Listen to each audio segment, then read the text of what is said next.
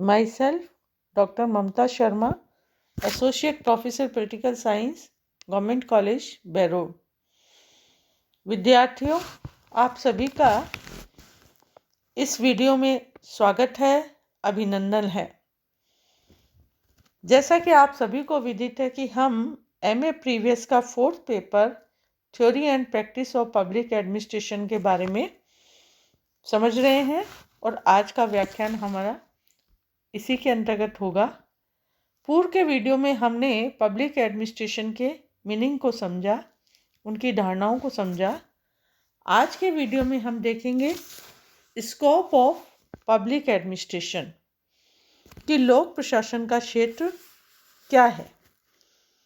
लोक प्रशासन के क्षेत्र की अगर बात करें तो इसके अंतर्गत हम देखेंगे कि लोक प्रशासन के क्षेत्र की कोई भी सीमा रेखा निर्धारित करना अत्यंत ही कठिन कार्य है, क्योंकि लोक प्रशासन एक नया विषय है तथा एक क्रमबद्ध और व्यवस्थित ज्ञान के रूप में इसका जन्म हाल ही के वर्षों में हुआ है।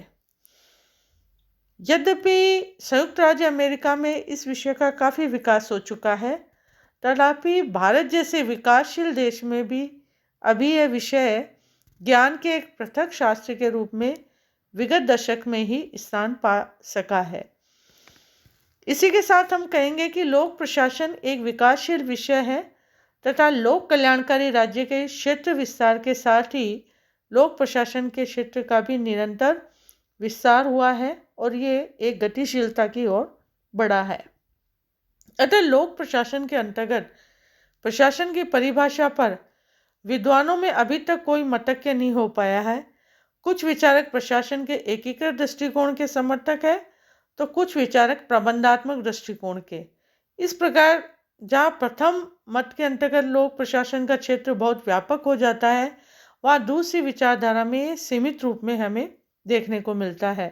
अतः लोक प्रशासन के क्षेत्र के संबंध में हम 3 प्रमुख विचारधाराओं की बात करेंगे, जिसके अंतर्गत नंबर 1 पोस्टकार्ड विचारधारा, नंबर 2 पाठ्य विषय संबंधी विचारधारा और नंबर 3 जो है वो है समाजशास्त्रीय एवं मनोवैज्ञानिक विचारधारा।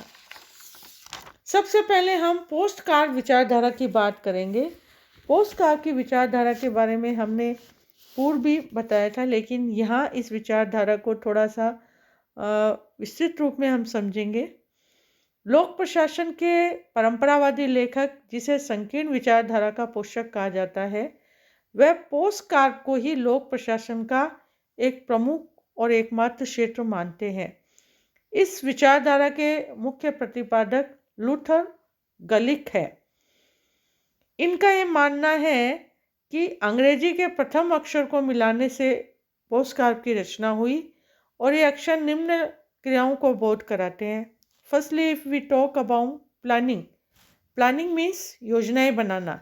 दूसरे शब्दों में इसका अभिप्राय है कि हम कार्यों की रूपरेखा तैयार करते हैं और अपने निश्चित ध्येय की प्राप्ति के लिए रीतियों का निर्धारण करते हैं। सेकेंडली, ऑर्गेनाइजेशन की अगर बात करें तो ऑर्गेनाइजेशन मीन्स संगठन, अर्थात अधिकारी वर्ग के एक ऐसे स्थायी ढांचे का निर्माण करना है जिसके द्वारा निश्चित उद्देश्य के लिए काम के उप विभागों की व्यवस्था की जाए और उन्हें क्रमबद्ध किया जाए और उनकी व्याख्या की जाए और उनमें एक कोऑर्डिनेशन समन्वय स्थापित किया जाए। स्टाफिंग की अगर हम बात करते हैं तो इसके अंतर्गत कर्मचारियों की व्यवस्था करना या दूसरे शब्दों में व्यक्तियों को विभिन्न पदों पर नियुक्त करना और उनको प्रशिक्षण देना। फोर्थली, डायरेक्टिंग की बात करें तो निर्देशन करना। इसका अभिप्राय है कि शासन संबंधी निर्णय लेना और उन्हीं के अनुरूप कर्मचारियों को विशिष्ट और सामान्य आदेश तथा सूचनाएं देना और उनका नेतृत्व करना। फिफ्थली, कोऑर्डिनेटिंग की बात करें, जिसके अंतर्गत कोऑर्डिनेटिंग मीन्स समन्वय करना, अर्थात कार्य के विभिन्न अंगों को परस्पर संबंधित करना कोऑर्डिनेटिंग के अंतर्गत होता है और इसके अंतर्गत ओवरलैपिंग, जिसे हम कहते हैं परस्पर व्याप्ति तथा संघर्ष से इसके अंतर्गत बचना चाहिए। तत्पश्चात रिपोर्टिंग की हम बात करते हैं। प्रतिवेदन या रिपोर्ट तैयार करना अथवा प्रशासनिक कार्यों के लिए की प्रगति के बारे में सूचनाएं देना और उनकी सूचनाओं का संग्रह करना। तत्पश्चात लास्टली हम बजटिंग की बात करते हैं कि बजट तैयार करना या वित्तीय प्रशासन। इसके अंतर्गत शामिल है कि वित्तीय योजनाएं तैयार करना, उनका हिसाब किताब रखना और प्रशासकीय विभागों को वित्तीय साधनों द्वारा अपने नियंत्रण में रखना आदि। अतः बजटिंग अपने व्यापक रूप में संपूर्ण वित्त प्रशासन को इसके अंतर्गत समाहित करता है। इस तरह से ये पोस्ट का विचारधारा के अंतर्गत इन बातों को हम लेते हैं। पोस्ट का विचारधारा की मान्यता है कि योजना, संगठन, कर्मचारियों का निर्देशन, कार्यों का समायोजन, रिपोर्ट, बजट आदि ये वो मौलिक बातें हैं जिनका ज्ञान किसी भी प्रशासन के लिए अनिवार्य है। और यदि पोस्ट कार्य की इन प्रक्रियाओं का मौलिक ज्ञान किसी व्यक्ति को है तो वह सभी प्रकार के संगठनों में किसी भी प्रकार के क्षेत्र का प्रशासन चला सकता है। लेकिन पोस्ट कार्य का यह दृष्टिकोण आज अनेक दृष्टियों से इसको अमान्य माना है और आलोचकों ने इनकी कई आधार पर आलोचना की है। उनका ये मानना है कि यह दृष्टिकोण इतना संकीर्ण है कि इस पर लोक प्रशासन सबसे प्रकट होने वाला अर्थ पूरी तरह लागू नहीं किया जा सकता, क्योंकि पोस्ट कार्य की प्रतिक्रियाएं तो परिवार, सेना, चर्च आदि कहीं भी देखी जा सकती है। अतः संगठन को चलाने का यह विशेष ज्ञान लोक प्रशासन नहीं हो सकता। इसी तरह से आलोचकों का मानना है कि यह एक संकीर्ण क्षेत्रवादी दृष्टिकोण में यह कमी है कि यह संदर्भ का ध्यान नहीं रखता। इसी तरह थर्डली इन्होंने कहा है कि मानव संबंध दृष्टिकोण के लेखकों का कहना है कि पोस्ट कार्य को लोक प्रशासन कहना प्रशासन का अत्यंत निर्जीव, शुष्क और मृत चित्र प्रस्तुत करना है। इस प्रकार से इस विचारधारा की आलोचना आलोचकों द्वारा की गई। सेकेंडली हम पाठ्य विषय संबंधी विचारधारा की बात करते हैं तो इसके अंतर्गत हम देखेंगे कि जो लेखक पोस्ट कार्य को बहुत अधिक संकुचित क्षेत्र मानते थे, उनकी ये मान्यता है कि लोक प्रशासन का क्षेत्र विषय की दृष्टि से निर्धारित किया जाना चाहिए, तकनीकी की दृष्टि से नहीं। लेविस मेरियम एक ऐसे ही लेखक है जो एक कैंची की दो फलकों की तरह लोक प्रशासन के क्षेत्र में विषय और तकनीक दोनों को स्थान देते हैं। उनका कहना है कि किसी भी अभिकरण द्वारा प्रभावपूर्ण एवं बुद्धिमत्तापूर्ण प्रशासन केवल तभी संभव है जब उसके विषय वस्तु का भी अच्छा ज्ञान प्राप्त कर लिया जाए। अतः प्रशासन का मुख्य तत्व सजातीय क्रियाएं मीन्स लाइक एक्टिविटीज़ है जो जनता के लिए व्यापक और विभिन्न सेवा प्रस्तुत करती है, जैसे फॉर एग्जाम्पल कानून व्यवस्था करना, शिक्षा संबंधी, स्वास्थ्य संबंधी आदि। इतना महत्वपूर्ण कार्य ये व्यापक सेवाएं पोस्ट कार्य प्रक्रियाओं में समाविष्ट नहीं होती। अतः पाठ्य विषयक संबंधी विचारधारा अथवा व्यापक क्षेत्र के समर्थक लोक प्रशासन को नीति विज्ञान मानते हैं और विषय की दृष्टि से उसे विस्तृत कर सरकार की कार्यकारिणी के समकक्ष इसको बनाते हैं। अतः यह दृष्टिकोण लोक प्रशासन के क्षेत्र को सरकार की संपूर्ण गतिविधियों तक गवर्नमेंट इन एक्शन को व्यापक बना देता है। इसके अंतर्गत ये नीति निर्माताओं, राजनीतिकों को सामग्री प्रदान करता है और यह नीति निर्माण में रिक्तता को भरता है और एक प्रक्रिया के रूप में ये नीति को प्रभावित करता है। थर्डली हम समाजशास्त्रीय एवं मनोवैज्ञानिक विचारधारा की अगर इसके अंतर्गत बात करते हैं तो इस दृष्टिकोण के प्रतिपादक लोक प्रशासन का अध्ययन समाजशास्त्रीय एवं मनोवैज्ञानिक ढंग से करते हैं। आज का लोक प्रशासन तकनीक तथा विषय का ज्ञान मात्र न रहकर उन समग्र परिस्थितियों और वातावरण को भी अपने में शामिल करता है जिसके अंतर्गत शासन प्रणालियाँ चलती है। फ्रेडरिक रिक्स जो कि इकोलॉजिक अध्ययन के प्रवर्तक है, उनका कहना है कि लोक प्रशासन का अर्थव्यवस्था, संचार व्यवस्था, राजनीति, संस्कृति तथा प्रतीक आदि को ध्यान में रखकर ही अध्ययन किया जाना चाहिए। वास्तव में पोस्ट कार्ड और पाठ्य संबंधी दोनों ही विचारधाराएं एक दूसरे की विरोधी न होकर पूरक है और वर्तमान में लोक प्रशासन का क्षेत्र अपने ज्ञान की वैज्ञानिकता के विस्तार के लिए संबंधों, संदर्भों, परिणामों और उनमें जन्म लेने वाली प्रतिक्रियाओं को भी अपने क्षेत्र के अंतर्गत मानता है।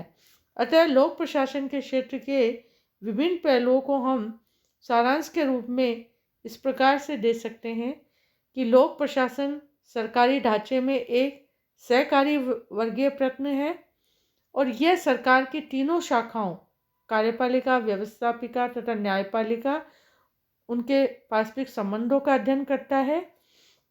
यह सरकारी नीति के निर्माण में महत्वपूर्ण योगदान देता है और यह नीति प्रशासन से अधिक महत्वपूर्ण है और बहुत कुछ उससे भिन्न भी है। इस प्रकार निष्कर्ष रूप में यही कहा जा सकता है कि लोक प्रशासन में विकास प्रशासन से संबंधित बातों का भी अध्ययन किया जाता है। इस तरह से लोक प्रशासन की 3 विचारधाराओं की बात इसके अंतर्गत की गई है। तत्पश्चात हम देखेंगे कि nature of public administration, whether it is art और साइंस, कि लोक प्रशासन की प्रकृति कैसी है, इसे कला माने या साइंस माने।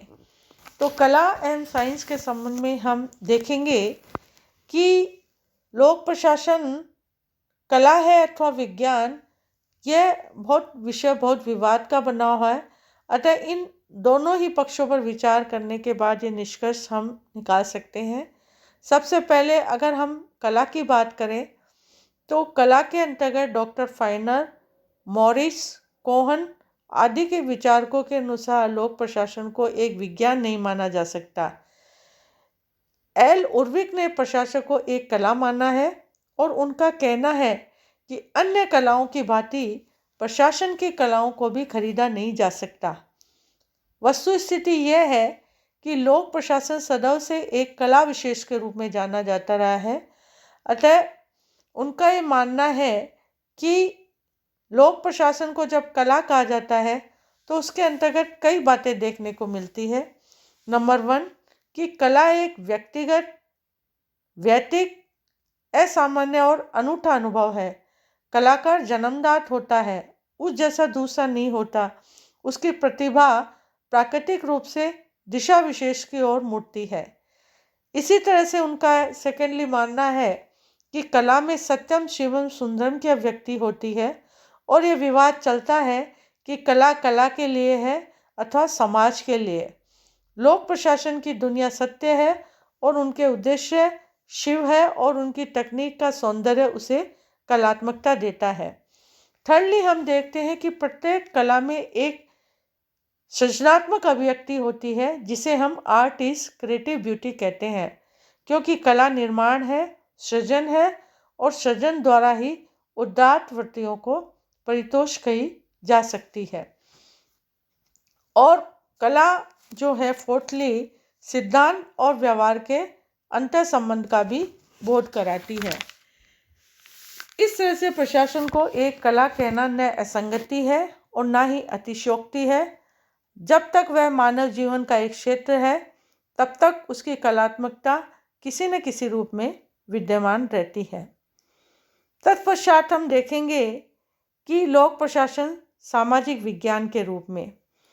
लोक प्रशासन को सामाजिक विज्ञान कला होते हुए भी एक विज्ञान माना है और इसकी वैज्ञानिकता को सिद्ध करने के लिए यह देखना होगा कि विज्ञान और वैज्ञानिकता क्या है। अगर हम विज्ञान की बात करते हैं तो विज्ञान एक विशेष प्रकार का ज्ञान है जिसकी तकनीक भी विशेष ही कही जाती है और सभी ज्ञानों को मोटे रूप से हम 3 समूहों में बांट सकते हैं। एक पदार्थ का ज्ञान जिसे हम नेचुरल साइंस कहते हैं, दूसरा मानव जीवन का ज्ञान जिसे हम ह्यूमैनिटीज़ कहते हैं और तीसरा सामाजिक ज्ञान जिसे हम सोशल साइंस की संज्ञा दी जाती है। एक विज्ञान में मुख्य रूप से 3 विशेषताएं देखने को मिलती है कि वह ज्ञान का एक व्यवस्थित भंडार होता है, उसके परिणाम अथवा निष्कर्ष सार्वकालिक और शाश्वत होते हैं और उनकी अध्ययन विधि परिमाणात्मक एवं निश्चयात्मक होती है। यह उल्लेखनीय है कि कोई भी विज्ञान अपनी पूर्णता में 100% विज्ञान नहीं होता, किंतु अपनी वैज्ञानिकता को निरंतर प्रयोग द्वारा बढ़ा सकता है। अतः वैज्ञानिक निष्कर्षों में कुछ विशेषताएं आवश्यक मानी जाती है, जैसे सार्वभौमिकता, भविष्यवाणी करने की क्षमता, निश्चितता, मूल तटस्थता, परिमाणिकता आदि आदि। लोक प्रशासन को समाज विज्ञान मानते समय यह प्रश्न उठता है कि निष्कर्ष एवं पद्धति की दृष्टि से वह कितने अंश तक वैज्ञानिक है अथवा वैज्ञानिक हो सकता है। एक समाज विज्ञान होने के कारण यह तो मानकर चलना होगा कि वह भौतिक शास्त्र या रसायन शास्त्र नहीं बन सकता, किंतु यह कहना भी सही नहीं है कि उनके निष्कर्ष और नियम उतने ही अराजकतावादी है जैसे कि पिकासो की चित्रकला। अतः लोक प्रशासन के सारे लेखक इस दृष्टि से 3 विचार वर्गों में बांटे जा सकते हैं। कुछ लोग तो यह मानते हैं कि लोक प्रशासन ठीक ऐसा ही विज्ञान है जैसे कि बहुत से प्राकृतिक विज्ञान, अतः लोक प्रशासन कभी विज्ञान बन ही नहीं सकता। पहला विचार वर्ग यह मानता है कि विज्ञान एक सापेक्ष स्थिति है, जैसे जंतु विज्ञान और वनस्पति विज्ञान रसायन शास्त्र कभी नहीं बन सकते, किंतु तुलना के आधार पर वनस्पति विज्ञान को नकारना न उचित है और ना ही संभव है। अतः लोक प्रशासन को विज्ञान न मानने वाला दूसरा वर्ग अधिकतर वही तर्क देता है जो अधिकतर समाज विज्ञान के विरुद्ध दिए जा सकते हैं। इन लेखकों का यह कहना है कि लोक प्रशासन का क्षेत्र इतनी विविधताएं लिए हुए हैं कि वैज्ञानिक पद्धतियां इनमें प्रयुक्त हो ही नहीं सकती। यदि लोक प्रशासन में कुछ वैज्ञानिक सिद्धांत प्रतिपादित कर भी लिए जाए तो न तो उन पर सहमति हो सकेगी और न ही वह प्रयोग में आ सकेंगे। इसी तरह से जो लोग तीसरे वर्ग में आते हैं वे आशावादी, कर्मठ और समाज वैज्ञानिक हैं। इन लोगों का कहना है कि हम निकट भविष्य में विज्ञान इसलिए बनने जा रहे हैं कि लोक प्रशासन के पास आज अध्ययन के नए यंत्र आते जा रहे हैं जिनसे हमारी परीक्षण विधियां अधिक प्रभावी बन सकेगी। और यदि हम आज के लोक प्रशासन के साहित्य की तुलना उन शोध निष्कर्षों से करें जो वाइट और बिलोबी के प्रारंभिक ग्रंथों में प्रतिपादित किए गए, तो मालूम होगा कि वैज्ञानिकता की दिशा में हम काफ़ी बढ़ चुके हैं। हर्बर्ट साइमन की पुस्तक एडमिनिस्ट्रेशन, बिहेवियर और मॉडल्स ऑफ मैन ऐसे शोध ग्रंथ है जिसने लोक प्रशासन की वैज्ञानिक अध्ययन विधि और वैज्ञानिक निष्कर्ष स्पष्टता और निश्चितता को निखारा है। इस तरह से हम देखते हैं कि सभी विज्ञान विकास की प्रणाली से ज्ञान संचय करते हुए आज अपनी वैज्ञानिकता के स्तर पर आए हैं और अभी हाल ही के प्रयोग, परीक्षण और नवीनताओं ने लोक प्रशासन के अध्ययन शास्त्र को अभूतपूर्व ढंग से प्रगतिशील बनाया है। जैसे फॉर एग्जाम्पल प्रसिद्ध वैज्ञानिक सिद्धांतवेताओं की भांति आज लोक प्रशासन शास्त्रियों का दल आगे आ रहा है। शोध के लिए नए नए मॉडल स्वीकृत किए जा रहे हैं। गणितीय पद्धति से परिमाणात्मक अध्ययन बहुत कुछ आगे बढ़े हैं। फील्ड रिसर्च के क्षेत्र में माइक्रो और मैक्रो अध्ययन विकसित हुए हैं। मैनेजमेंट टेक्निक की दिशा में तो work study, method study, system analysis, linear programming आदि वैज्ञानिक तकनीकें प्रकाश में आई है जिनसे कंप्यूटर प्रयोग से अंकगणित और बीजगणित जैसे समीकरण बनने लगे हैं। इस तरह से हम देखते हैं कि लोक प्रशासन की वैज्ञानिकता ने इस विषय के अध्ययन के प्रति जन जागरण में आकर्षण भी उत्पन्न किया है और अब यह विषय अधिक लोकप्रिय होता जा रहा है। इस तरह से हम देखते हैं कि लोक प्रशासन में किस तरह से समाज विज्ञान के रूप में और किस तरह से ये आज इस क्षेत्र का किस तरह से विस्तार हो रहा है और किस तरह से लोक प्रशासन प्रगति की ओर उन्मुख है। आज के वीडियो में हम इतना ही देखेंगे। नेक्स्ट वीडियो में हम इसके नेक्स्ट पार्ट को देखेंगे। धन्यवाद।